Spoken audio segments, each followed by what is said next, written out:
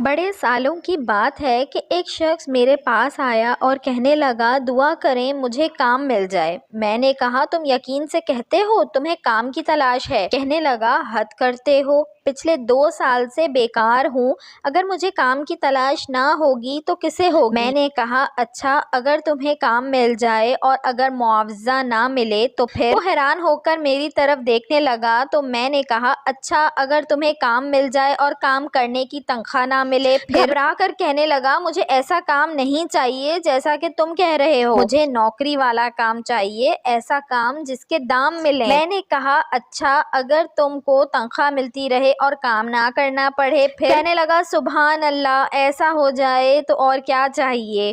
میں نے کہا پھر تمہیں کام کی تلاش نہیں تنخواہ اور معاوضے کی تلاش ہے۔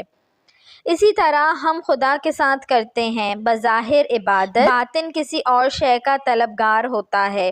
اللہ پاک تمام عالم اسلام کے مسلمانوں کو توحید سمجھنے کی توفیق عطا فرمائے، آمین۔ ویڈیو اچھی لگی ہو تو اس کو لائک کریں، شیئر کریں اور میرے چینل کو سبسکرائب کریں اور ساتھ ہی بیل آئیکن کو بھی پریس کر دیجئے تاکہ میری نئے آنے والی ویڈیو آپ کو مل سکے۔